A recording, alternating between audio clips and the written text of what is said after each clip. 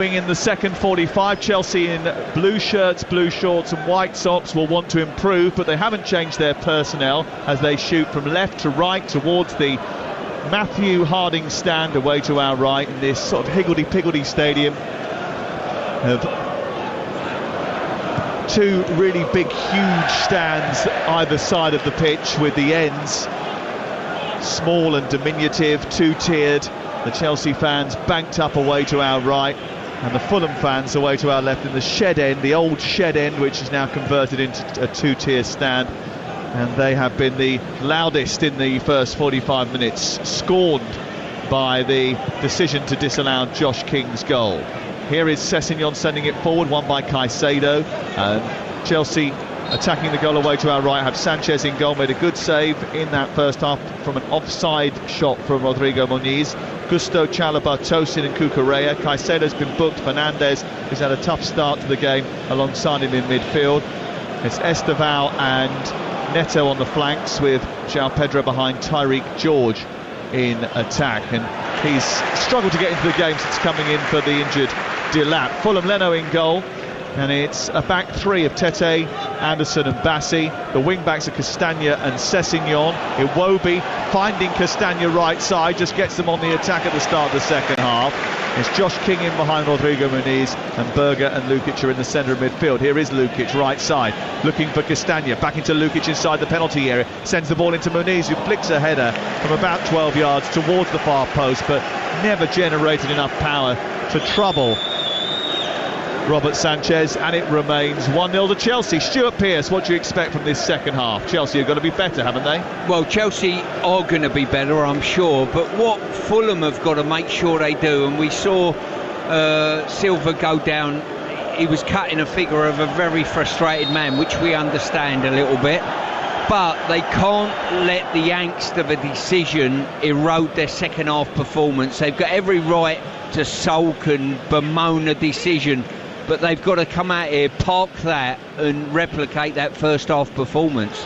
Our memories take us back to Old Trafford, where he lost his head actually in a game in the quarter-finals of the FA Cup, where Fulham were bossing that game and ended up losing to Manchester United, and then lost three bodies, him, Willian and Mitrovic, in the space of 90 seconds. All of them were sent off after he lost his head because of a decision going against him in that game.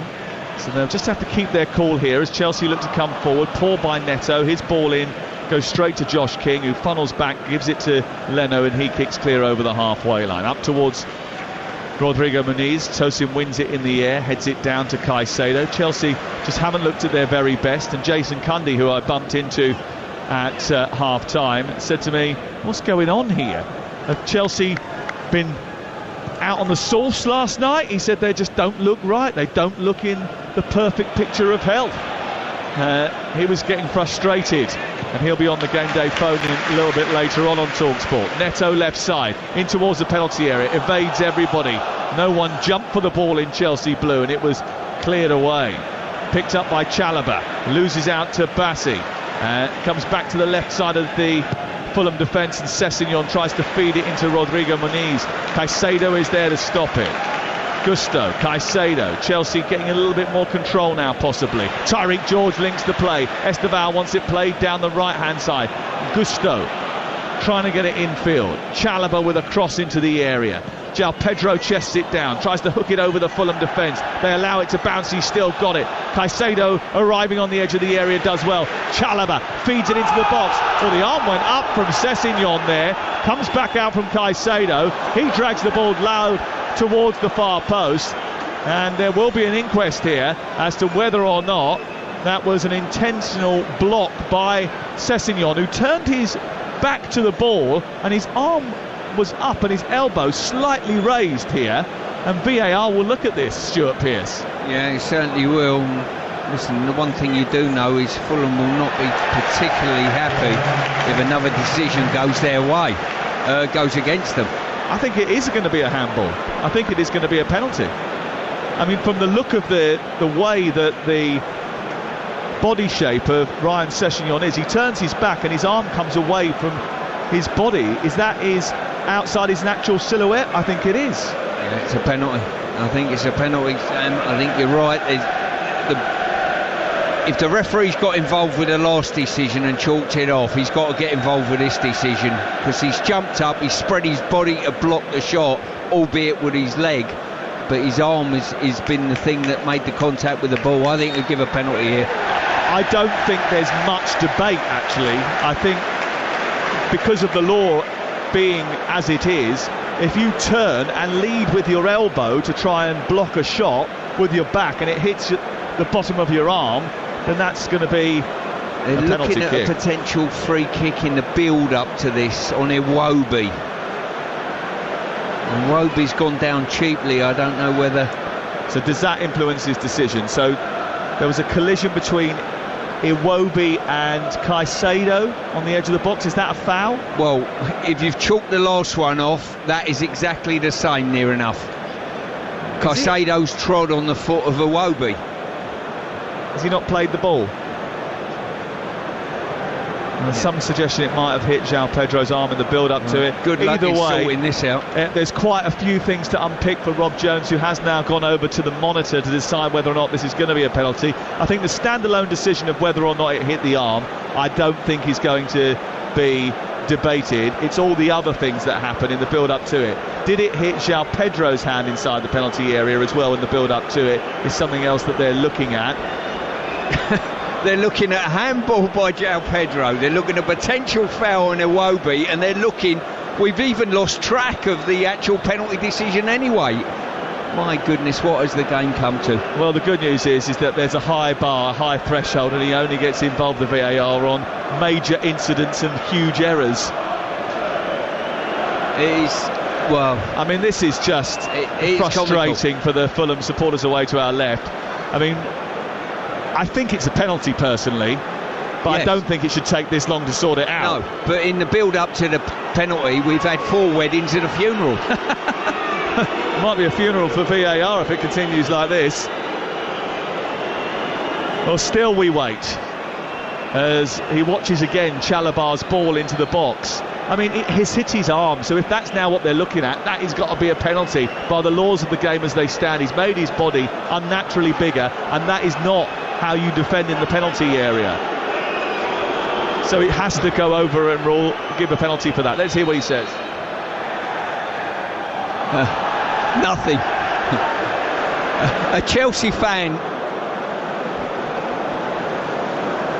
He's just about to talk, Stuart. Hold on a second. After review, Fulham 30 makes his body unnaturally bigger by blocking across with his arm extended away from his body. Therefore, my final decision is penalty kick. Crikey, I think we probably guessed that after one replay, Stuart, didn't we? Well, we did. It's just all the kerfuffle in the build-up. A potential foul and a potential handball in the build-up to the actual handball that has given the penalty. A Chelsea fan's just run up to me and said, we know what they're doing. What's that, my friend? They're reffing our game up, is the view from a Chelsea fan. It's incredible, really. The decision of a penalty, I concur with. It's definitely the arms away from the hand. It is granted. But in the build-up to that, 2 niggles that will frustrate the life out of Marco Silva, and that will be an interesting interview after the game for yourselves. Well, we're all looking at each other up here as if to say, what on earth is going on here today? I mean, it's an absolute mess. It really is an absolute mess. I mean, Chelsea have not been very good, but they now have the opportunity to go 2-0 in front, and Enzo Fernandez, who misfired quite a bit in that first half, has the chance to put them 2-0 up against Fulham from the penalty spot. He sucks in the air, steps up, right-footed, rams it down the middle of the goal. It hit the legs of Leno, who dived to his right, but squeezed in anyway. He slaps his chest and runs away to celebrate, and Chelsea somehow have a 2-goal lead that they barely deserve. Stuart Pearce. Yeah, exactly that. On the run of play, if you're tuned in and you're thinking, well, it's 2-0, normal service, it's anything but in this game. Incredible, really. You know, the referee's the big talking point instead of the football in some ways, you know. And well, it's incredible. And Fulham have just got to lift themselves up and try and get the next goal in this game and get a foothold back in the game. Well, Marco Silva is scratching the top of his lip. He can't quite believe what he's seen here.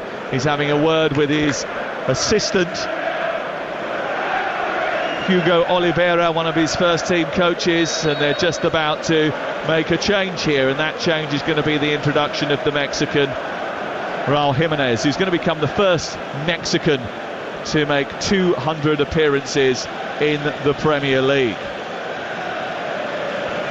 And we'll get some team news for you from up and down the country. Our 3 o'clock kickoffs are very important today, but first of all, here's Esteval running through the centre. Poor ball through to Tyreek George, and it's cleared away by Calvin Bassey, and then up to Iwobi, who takes the ball out towards this near side, and King tries to build the play. Let's go off to Old Trafford, because Manchester United under a bit of pressure. Ruben Amorim has been talking a lot in the build-up to this game, maybe too much. Let's see what he's done with his team sheet. Mickey Gray. Yeah, and it's just the one change for United from their last league game against Fulham, with Patrick Dorgu dropping to the bench and Diogo Dalot coming in. So Benjamin Sesko and Andre Onana start from the bench yet again. As for Burnley, they're unchanged from their 2-0 win against Sunderland last weekend. It's Man United against Burnley.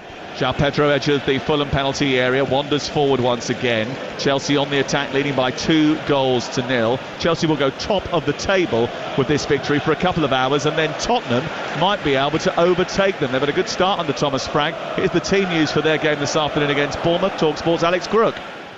New Spurs signing Xavi Simons wasn't registered in time to play, so no surprise the home side are unchanged from last weekend's 2-0 win at Manchester City. Bournemouth made wholesale changes in the Cup in midweek, lost to Brentford. They revert to the same side that beat Wolves. It's Tottenham against Bournemouth. I wonder whether or not Strand Larsen is going to be in the Wolves team. Adam Bridge. He's not, no. We're told he's injured despite scoring twice in midweek. 5 changes from that defeat at Bournemouth. Doherty, Hoover, Wolf, Bellegarde and Strand Larsen are missing. Hugo and Santiago Buena, Andre, Chachua and Hwang all come in. 2 changes from Everton. Irabunam and Barry are on the bench. Mikalenko and Beto start. Esteval just has a brilliant moment, getting down the right-hand side, dancing into the box, getting onto his left foot, drawing the ball low down to the goalkeeper's left. In the end, the finish didn't have the power that was required, Stuart Pearce. No, certainly didn't, and at the moment he's ruining Bassey. I've got to say, Bassey's got a lot of attributes, but stopping his big frame and moving those feet quickly are not one of them. A couple of changes incoming for Fulham. They're going to make 2. And they're going to take off Castagna and bring on Wilson. It probably means a change of formation. They're also going to take off Rodrigo Moniz and bring on Raul Jimenez, as mentioned beforehand. And Chelsea bringing on Jamie Gittins for Esteval. Esteval Gittins change hasn't happened yet, but the 2 Fulham changes have now happened. Esteval still on the playing surface, and Chelsea still leading by 2-0. Let's go off to Sunderland, the Stadium of Light. They won their opening game there, but what's going to happen this afternoon? Graham Courtney. It's going to be tight. Couple of changes for Sunderland. Dan Ballard is injured, so Nordi Mukulele makes his full debut. Seaman Adringa, he drops down to the bench. Enzo Lefebvre comes in. Brentford unchanged from their 1-0 win at home to Villa. No sign of Johan Wissa in the entire squad. Sunderland-Brentford, Stadium of Light. Okay, so Johan Wissa, Jürgen Strand Larsen, all subject possibly of late transfer deals. Alex Crook is the man to follow, and we will give you all the information you need on deadline day with a whole stream of special programming, including a special deadline day drive and a programme from 6:30 on Monday night with Alex Crook and Jim White just as the deadline closes. Lovely turn by João Pedro on the halfway line, releases Neto over on the left, he gallops into the Fulham penalty area, plays it into Enzo Fernandez. Not entirely sure what he was trying to do with that there, just got completely caught in 2 minds and ended up giving the ball away. And Fulham are able to clear up the pitch, and quickly Josh King attacks the Chelsea penalty area, moves into the box, plays it to the edge where Iwobi is waiting. Infield it goes to Raul Jimenez. He tries to work it wide, but Cucurella keeps hold of him tightly, And then there's a push in the back on Enzo Fernandez. I mean, it looked to be a little bit of a dive that, and a free kick has been given. TalkSport 2 has live commentary of Ipswich Derby at Portman Road this afternoon, and there for us is your TalkSport 2 commentator Ian Danta. And there are 4 changes for Ipswich Town. Some of the new arrivals, including the guy that came from Norwich, Marcelino Nunez, not involved, but young Kayuste Chaplin and McAteer start this afternoon. 5 changes for Derby. Bobby Clark comes in also for Scythe, Johnston, Brewster, and a first start for Lewis Travis following his move from Blackburn. We're live from 2:30 on TalkSport 2 for Ipswich against Derby. Long ball forward towards João Pedro, draws the goalkeeper, tries to go round him. What a brilliant stop by Leno. A little bit indecisive maybe from João Pedro, but Leno was out so quickly at his feet, right on the edge of the box, and he got his fingertips to it and pushed it away. It's an excellent bit of goalkeeping. Yeah, it certainly is. Chelsea have grown in confidence with this 2-goal buffer at the moment, and Fulham have just become a little bit loose in their play, and Chelsea have come into the game and dominating a little bit more, and Fulham look shaken. Could you maybe excuse some of Chelsea's lacklustre performance in the first half with the absence of Cole Palmer, with the substitution of Delap, having very young players at the top of the formation as well, Esteban and the teenager Tyreek George involved today? Can you give them any sort of pass for their performance in the first 50 minutes of the game? I can as well, and also as well, we've got to give Fulham a lot of credit here. They're well organised, well drilled, and you know, have made it very, very difficult for Chelsea, and had some very good performances within their ranks.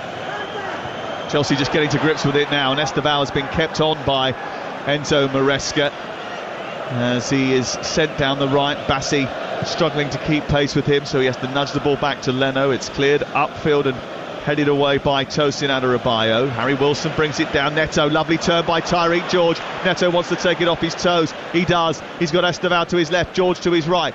Gusto joining the attack now. George has had a couple of touches since that second goal has gone in, and he looks a little bit more confident in his body frame in this second half.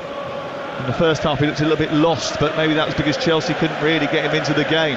Gusto into the area looking for João Pedro, who's just dropped outside it. Enzo Fernandez, Malagusto. Chelsea camped on the edge of the Fulham penalty area now. Esteban wide on the left for a moment, plays it into Caicedo, back to Esteban once again, then into Caicedo. Chelsea keeping the pressure on. Remember, we'll have all of the goals as they go in from around the grounds here on TalkSport throughout the course of the afternoon. In the Championship, Middlesbrough lead Sheffield United by 1-0. That goal coming from Tommy Conway in the second half.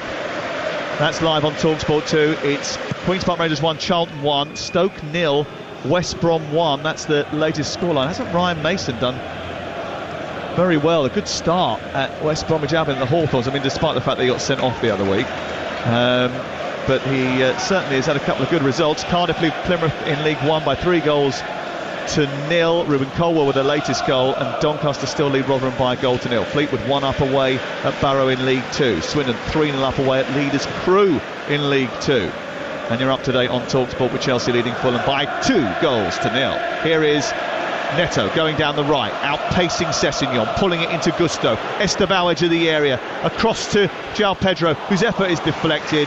Esteban was chasing it down, but Leno gets there first, and Fulham managed to bring it away. 2-0 Chelsea. Yeah, they've got a newfound confidence now, Chelsea. They really have. They're knocking the ball around extremely well, better movement within the ranks, and it wouldn't surprise you if they went on to get a third at the moment. They're exposing Anderson and Bassi at the heart of the defence. Now they've gone to a back 4 as well. Well, they did that switch, didn't they, once they brought on Harry Wilson. So Tete at right back, Anderson and Bassi in the centre, and Sessegnon is at left back. Might give Chelsea a little bit more room, but they've got to be assertive, Fulham, because they've got to try and somehow come from 2 goals down. They came from behind to win the game on Boxing Day here at Stamford Bridge, but the deficit is a little bit larger this time around. Away by Chalobah, edge of the area. Tosin and Chalobah had a rough first 45 minutes as well, but they've had a much better second 45 minutes. Here's Esteban, travelling with the ball on this right-hand side. Slows up before going up and facing Bassi. Then comes infield. passes Bassi, still continues. Bassi then ends up trying to commit a foul, ends up giving the ball away. Fernandez has got it now, edge of the area, and now it's out to the left wing, where it's with Neto, teasing his way past Wilson. His cross aimed towards João Pedro, who was stretching to reach it inside the 6-yard box, but it just evaded him. A brilliant cross by Pedro Neto from the wide left position, right-footed, in-swinger, and coming in on the edge of the 6-yard box. João Pedro was flinging himself towards the ball, just couldn't reach it. Yeah, I think we're going to see Robinson come on here, and Sessegnon coming off, a bit of extra pace getting forward. Another 2 subs actually coming on. Can't quite pick up. Yeah, Emil Smith-Rowe's going to come on for Josh King, and I wanted to ask you about Josh King, because you said to me it's transfer window time at half-time. You said, if I was at one of the big boys right now, I would be lolloping down 80 million quid on Josh King. Tell me why. His receiving skills, his understanding of the game. Listen, I'm basing that on a 45-minute cameo that I've just seen of him delivering for Fulham. He understands where to run, he understands where to receive the ball, he's aware of players around him that he's playing against, and he uses his body really well within that, and he is a real talent. If I'm Man City now, I think he fits Man City brilliantly, I really do. And De Bruyne has left the building. Is someone of his ilk on what I've seen today, honestly. They've got players in that area, and Pep's trying to trim the squad, but I understand what you mean. He's that type of footballer, he's that level. You think he could play in the Champions League right now? Comfortably, on what I've seen today, you know. And listen, sometimes you have to back your judgment as a coach, as a manager, and as a pundit, and what I've seen, I've been massively impressed by. Esteban has now come off to be replaced by Jamie Gittins. Gittins has gone out to the left side, and as a result, Pedro Neto has come out to this right-hand side for Chelsea, who have made their change. They lead by 2-0. João Pedro on the stroke of half-time, and Enzo Fernandez. You're listening to TalkSport with Sky Sports, and don't forget that with Now you can stream all the Sky Sports action flexibly, like Leeds versus Newcastle live today. Search Now Sports. We are here at Stamford Bridge. The sun trying to peek out after a cloudy moment, and Chelsea certainly feels if the sun is shining on them today. They've been a little bit fortunate with a couple of VAR decisions that have gone their way, and that has led them into a 2-goal lead. They now find themselves as the more assertive force in the football match, having been outplayed in the first half by Fulham.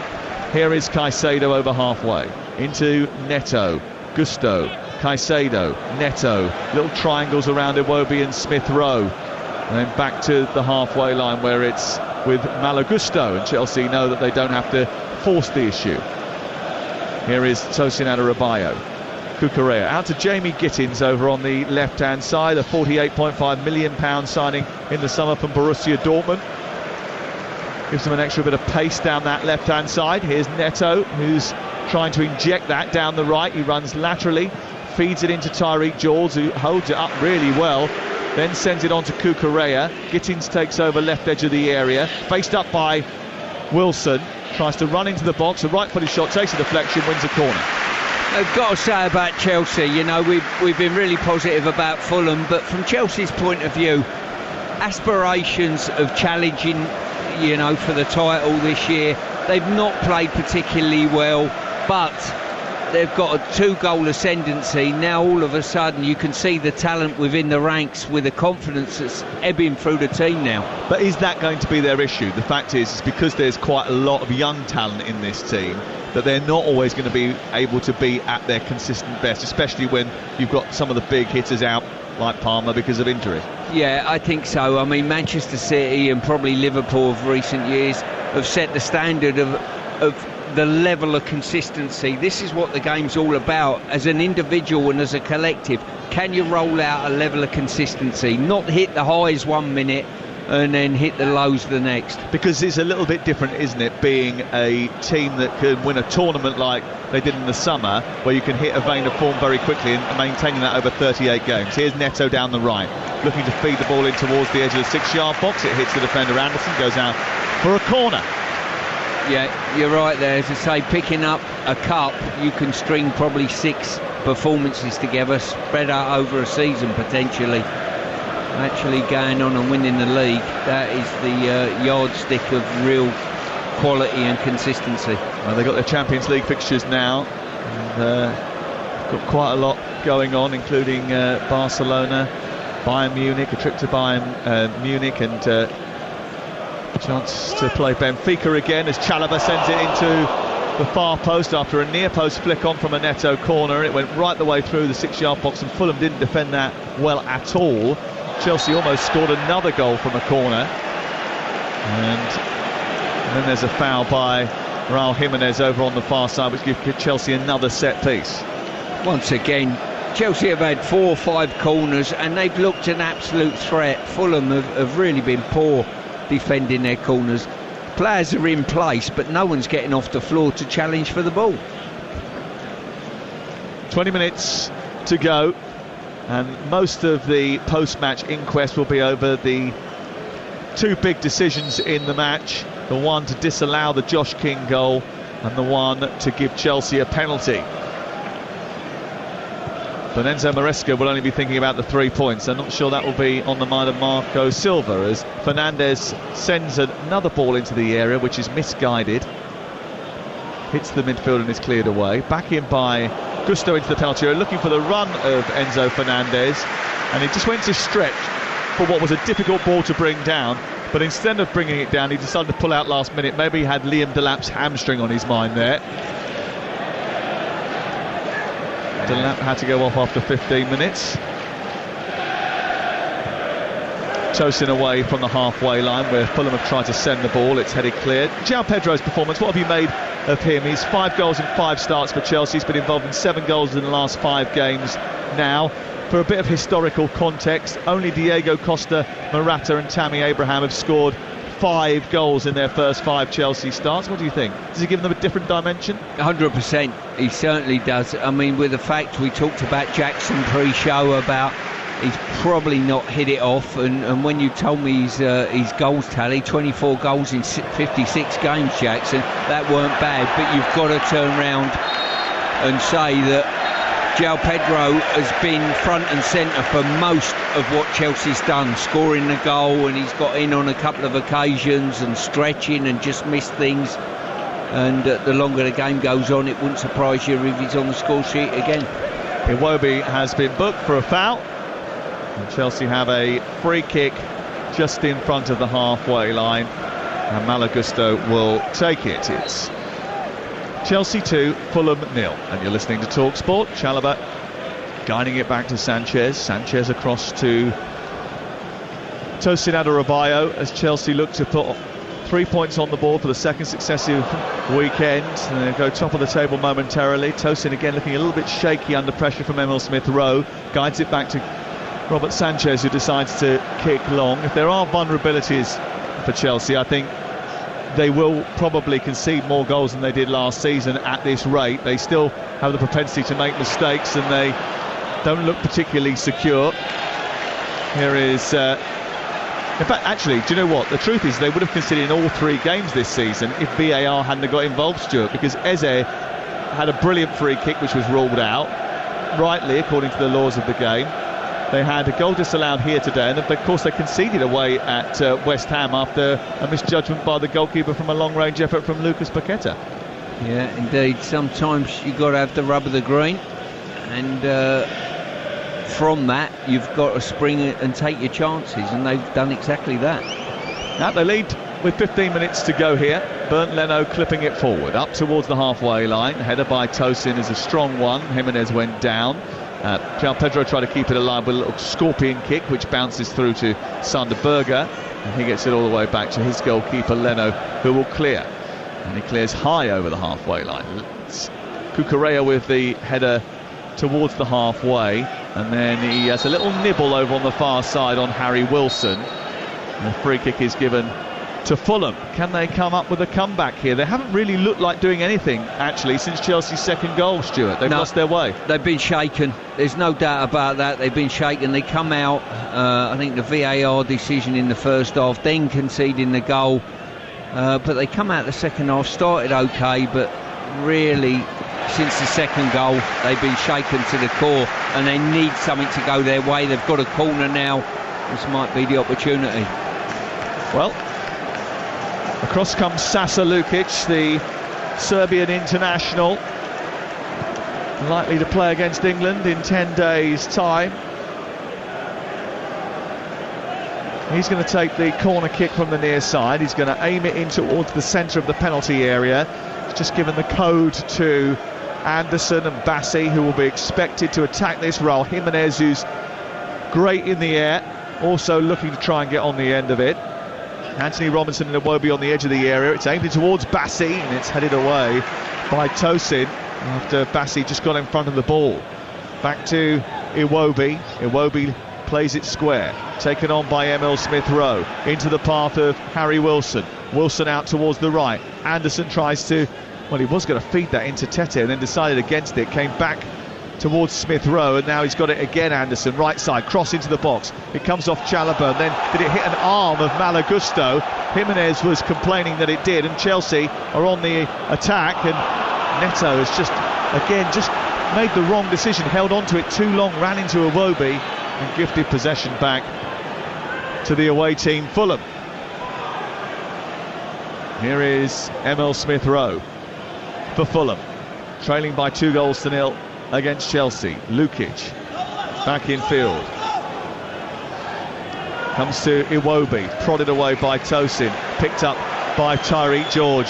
João Pedro, well, he could only play one pass and didn't play it, and now Neto's in an offside position, so he has to twist away from Sonderberger, plays it back into midfield. Caicedo then slips as he tries to play the ball forward. Smith-Rowe gets away from Cucurella, and now it's picked up far side by Wilson. Cucurella's ratting in, making challenges galore.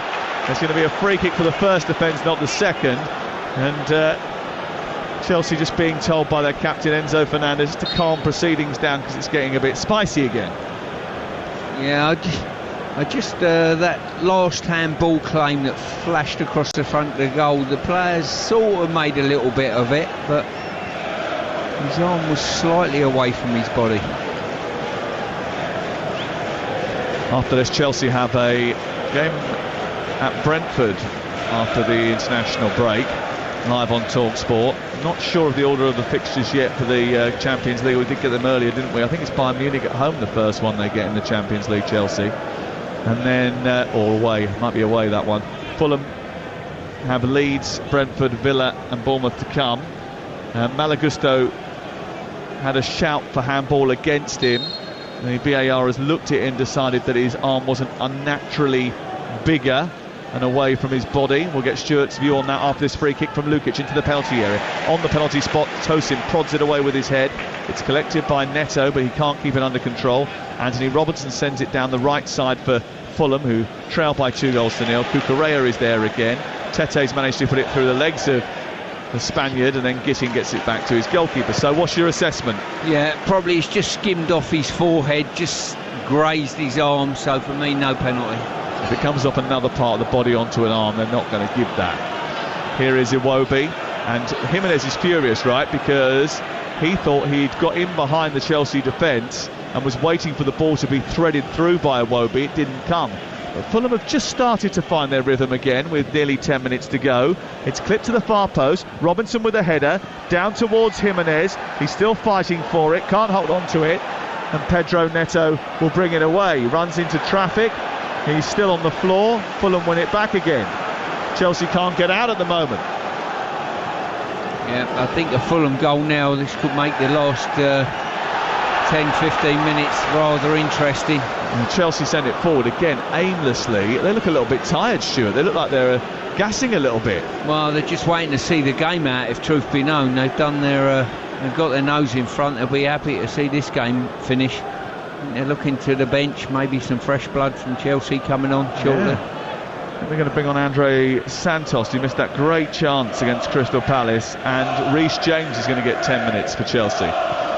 Here is Sasa Lukic into Wilson, who just tried to take that down behind the defence, but it ran off his laces and goes behind and away for a goal kick. So the substitutions can take place, and here is Andre Santos and Reece James, and off come Pedro Neto and Tyreek George. He's been light bulbed.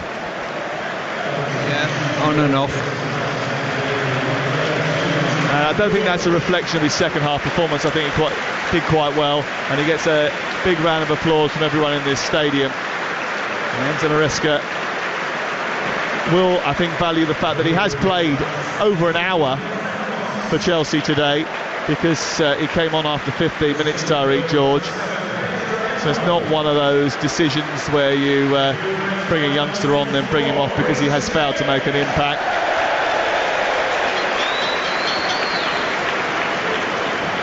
Chelsea 2, Fulham 0. TalkSport with Enterprise Rent-A-Car. Here for it. Book at enterprise.co.uk.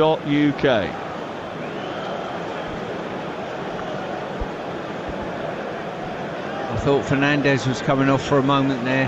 I think he's had a poor game today, hasn't he? Yes, he has. Yeah. Reece James on for Neto, Santos on for Tariq George. That's the 2 changes. Interesting to see where James goes now. He's gone into the right fullback position, and Malagusto's just pushed a little bit further on. Bassi has it in the centre of the Fulham defence as the sunshine comes out of Stamford Bridge. A little bit loose in midfield by Iwobi. One back by Santos, and then sent towards Fernandes, edge of the area, and his touch was heavy again. It's given away, cleared to halfway. James, and then into Caicedo, and then back to James once more. James immediately showing his class on the ball and how he can control the tempo, drifting in from that right back position into midfield to pick up the ball and get Chelsea on it, and he increased the tempo with 2 or 3 quick passes there, and that's what Chelsea have been lacking in the middle of the park today. Fernandes and Caicedo just haven't been able to provide that. Here's Iwobi teasing the ball into the box, looking for Lukic, and Caicedo had to be alert to the danger. Yeah, Caicedo's done well again there. As I say, I think it's a bit harsh throwing Caicedo into the same conversation as Fernandes today. He's certainly been a lot better than him. Adama Traore is going to go on in just a second to replace Iwobi. That's going to be the latest change.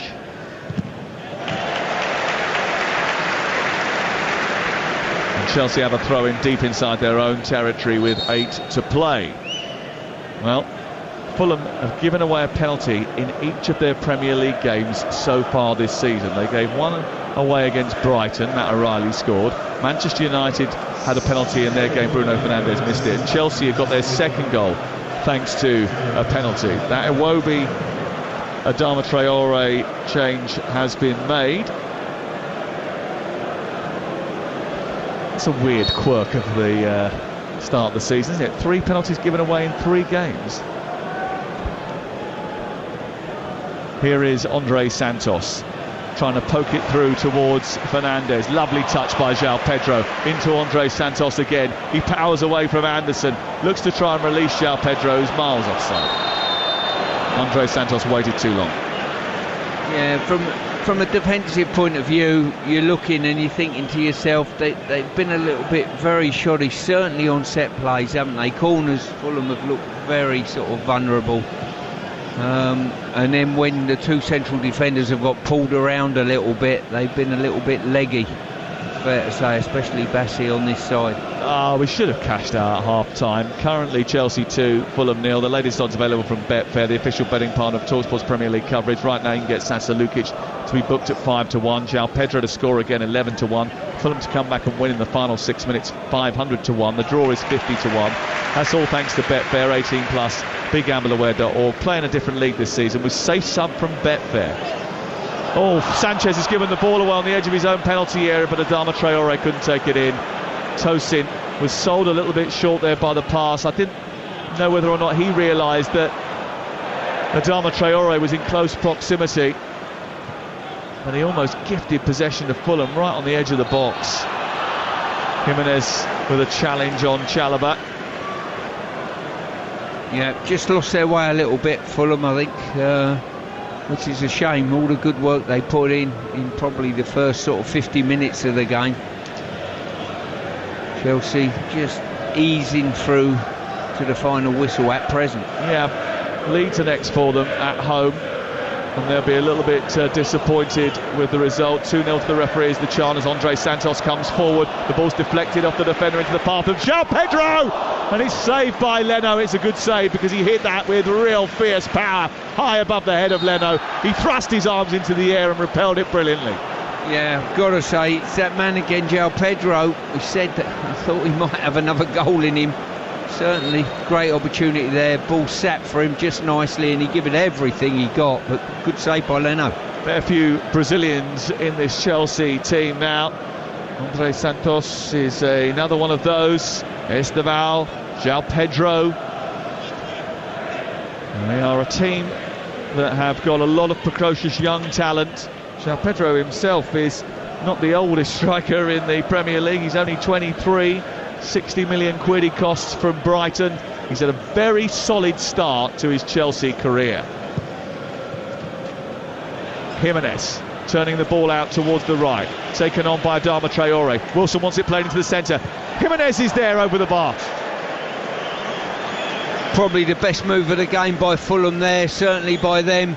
Swept it from one side of the pitch to the other, and when the ball come in, you fancied Jimenez big time. And he might have just been better suited letting it go to a teammate who was behind him to get his head on. Well, Robert Sanchez is taking his time over this set piece. I think if Fulham had managed to find a way to get onto the scoreboard, then Chelsea would wobble a little bit. And Jimenez knows that on his 200th Premier League appearance, that was a real chance. Well, it's for him with his ability in the air, that is for sure. Great ball in from Traore, as you'd expect.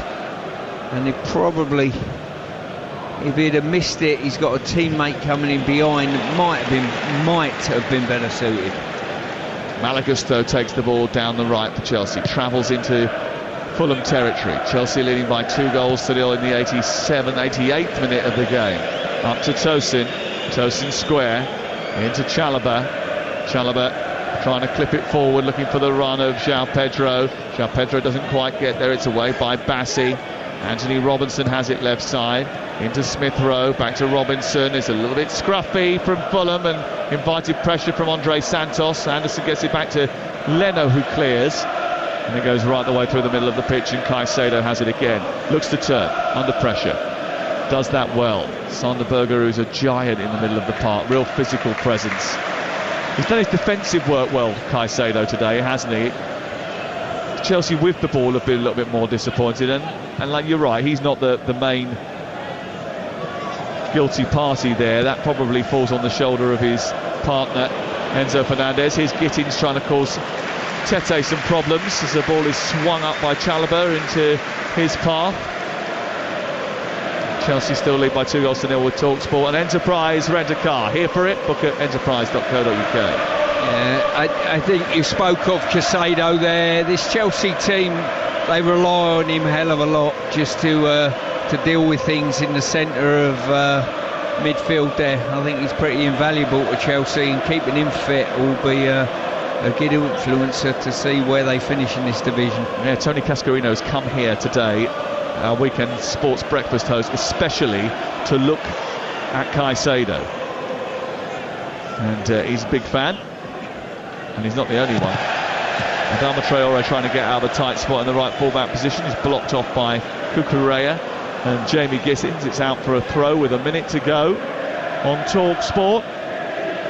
And Chelsea in front thanks to 2 VAR interventions. They're trying to get further in front here.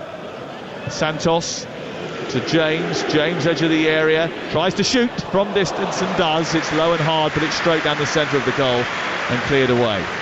Josh King thought he'd put Fulham in front after 21 minutes, a breakaway goal and a lovely finish, a really beautiful finish for what would have been his first Fulham goal, but it was ruled out by the VAR for a foul on Trevor Chalobah by Rodrigo Muniz. There was a lengthy delay for that. There was a lengthy delay for an injury to Liam Delap. We had 8 minutes of added time at the end of the first half. We're going to get 8 minutes at the end of the second as well, because there was a lengthy delay over a penalty shout in the second half awarded to Chelsea for a handball by Ryan Sessegnon. It led to a 2-goal lead, and that had to be forensically analysed because there were a couple of other incidents in the build-up to that, like an accidental handball, as it was deemed by João Pedro, and a coming together, as it was deemed, on the edge of the box by Trevor Chalobah, and I think it was Caicedo actually, wasn't it, and Iwobi on the edge of the area.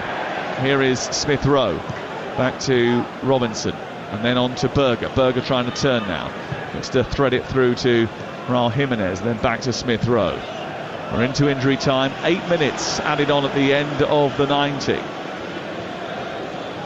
Traore out to the right, into the area where he's got Lukic waiting for the ball. He's being doubled up against as he crosses it to the far post. He beats the far post, and Gusto is there to nudge it behind and out for a corner. Yeah, super cross there by Traore. Just dropped his shoulder, got right to the byline. He has the ability just to dig out across and leave it in the box invitingly.